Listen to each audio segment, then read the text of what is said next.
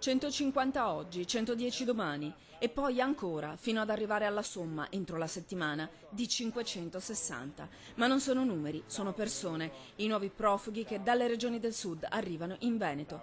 I migranti, spiega la prefettura di Venezia, come sempre saranno distribuiti per provincia. In 2 giorni 37 profughi per capoluogo, a breve diventeranno 80, ad aumentare quello stato di emergenza di cui si è già superato il tetto. Da settimane ormai la politica di accoglienza che viene attuata è quella di affittare appartamenti privati e il numero di questi alloggi è crescente in modo proporzionale alla protesta da parte dei cittadini veneti che di profughi tra loro non ne vogliono più sapere. A Padova l'esempio più eclatante. Almeno 800 firme sono giunte sul tavolo del sindaco Bitonci contro i profughi alloggiati in un appartamento di una via del centro storico. Questi sono dei clandestini veri e propri che vengono messi in case private senza nessun controllo, non sappiamo da dove vengono, non sappiamo chi sono e una città come Padova non può accogliere gente di questa fatta.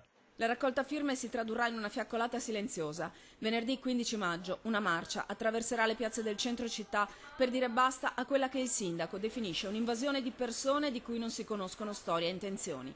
E ci sarà anche lui, il sindaco Bitonci, per dare un segnale, spiega, del disagio provocato da un'accoglienza disordinata e pericolosa in una città che vuole dare priorità ai suoi giovani senza lavoro e agli anziani. E l'associazione commercianti del centro intanto domani mattina sarà ricevuta dal prefetto Patrizia Impresa. Vogliamo confrontarci col rappresentante territoriale del governo, spiegano i portavoce dei negozianti, per manifestare tutta la nostra preoccupazione.